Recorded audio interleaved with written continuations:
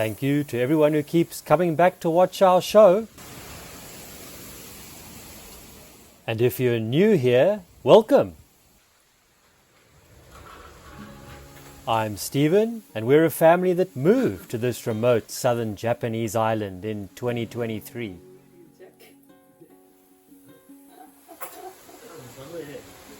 If you enjoy our weekly videos, subscribe and give us a like if you can. All your support really helps our small channel grow. Winter finally showed its teeth here on the island. Cold northerly winds began to blow and the temperatures dropped fast. Even our honeybee colony stayed tucked away inside their hive. With a few more cold days expected, it's time to bring out my wife's warmest duvet. She does feel the cold more than my daughter and I.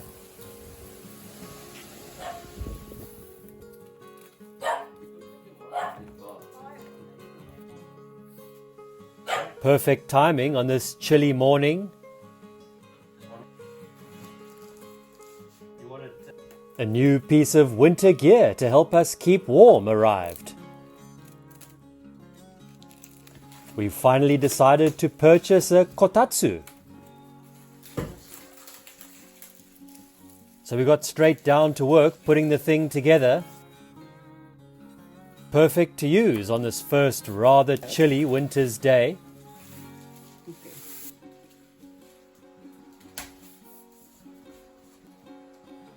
The kotatsu is a common sight in many Japanese homes. Basically a low table with an electric heater built into the underside. Place a thick futon cover between the tabletop and the frame.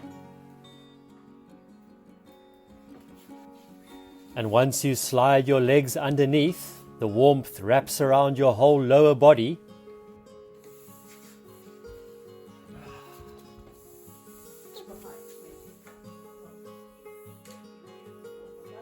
And of course the table can come in handy any time of the year.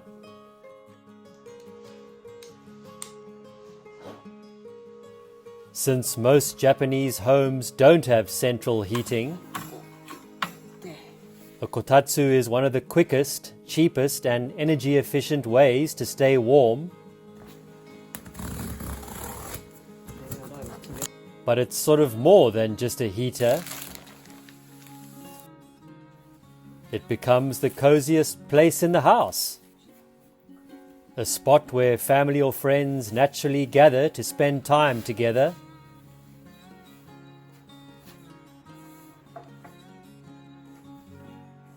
When the cold weather arrives, the kotatsu becomes the warmest, most comforting place in the house. And somehow, besides the design of the thing, brings everyone just that little bit closer. Winter warmer, eh? It's nice, eh? Cozy.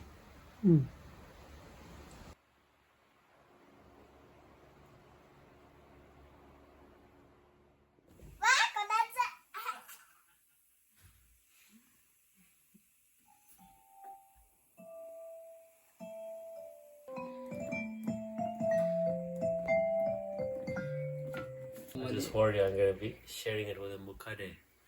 大丈夫。そればっかり気にしてるの、私は。Here it comes.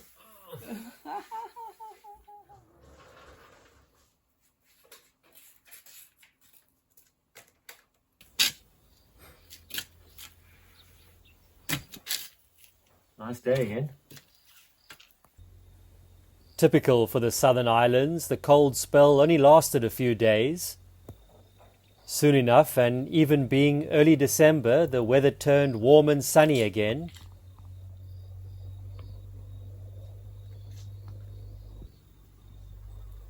Plenty warm enough to entice our honeybees out, who were busy hurrying from flower to flower collecting pollen.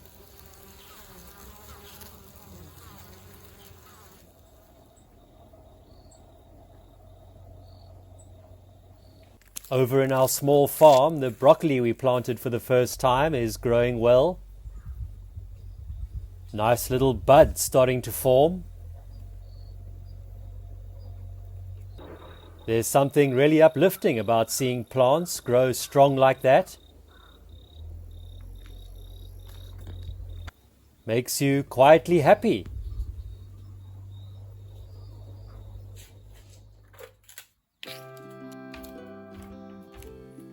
With the warm sun out, perfect chance to air out our new Kotatsu blanket after sitting in a box. Just feels much nicer to use after being warmed and refreshed under the sunlight. There's the kerosene heater. While the weather's still good, we decided to also get out our kerosene heater in preparation for the next cold spell. After winter ends, we usually pack it away deep inside the storage space. So today felt like a good chance to pull everything out and sort things out a bit. Kerosene heater. Once again.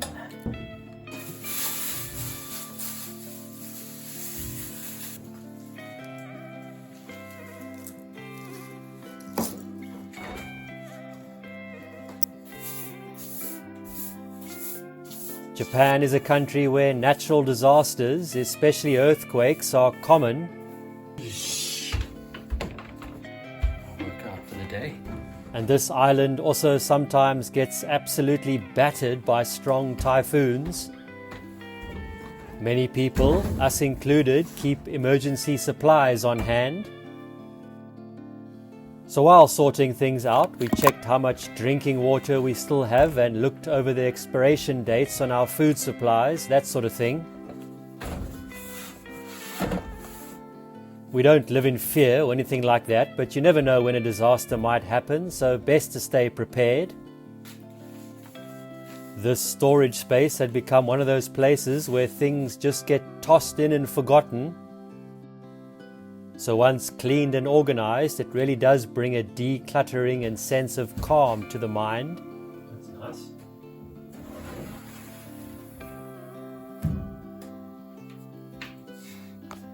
Well done.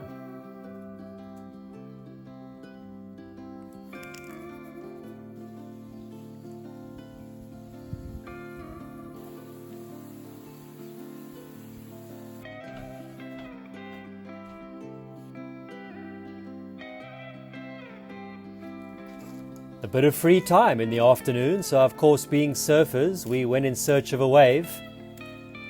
We also wanted to pick up some kerosene for the heater we got out earlier.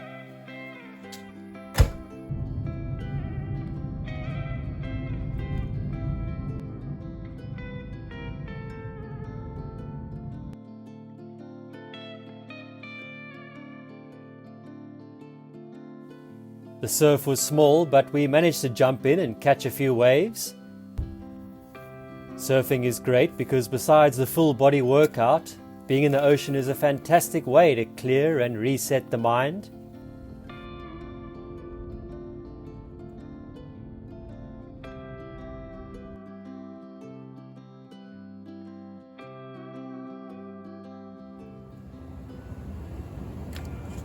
Stopped by the local supermarket on the way back and picked up a type of local miso we've never tried before.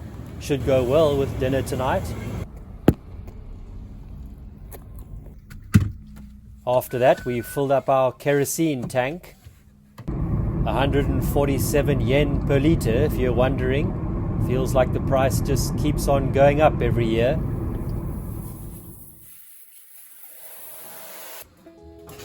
Winter meals in Japan have a few classics. Nabe-style hot pots and oden, just to mention a few.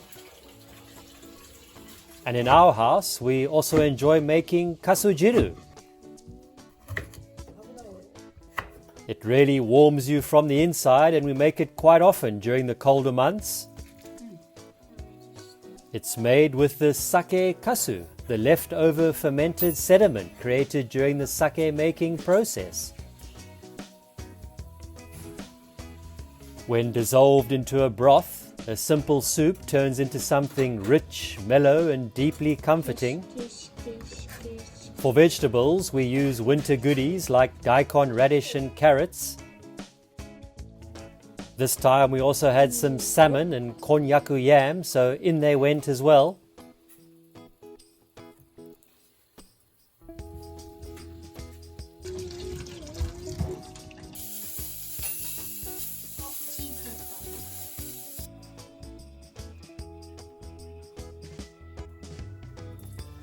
Slowly blending the sake kasu into the dashi broth creates this wonderful aroma and a gentle creamy texture that spreads warmth through your whole body.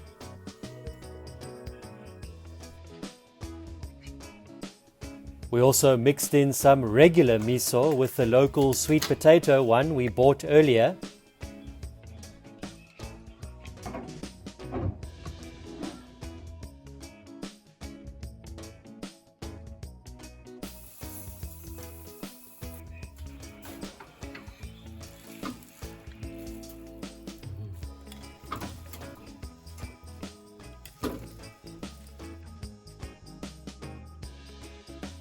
And there you have it, ready to eat.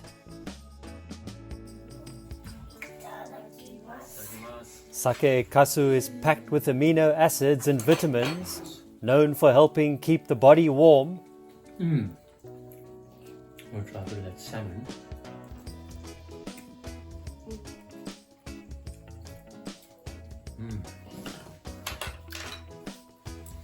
Good, huh?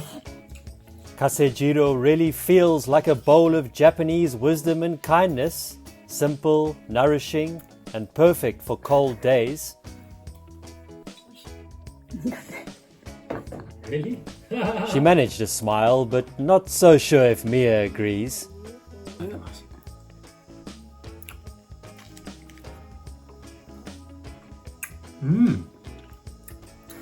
Can't say I can taste the sweet potato, but it's nice.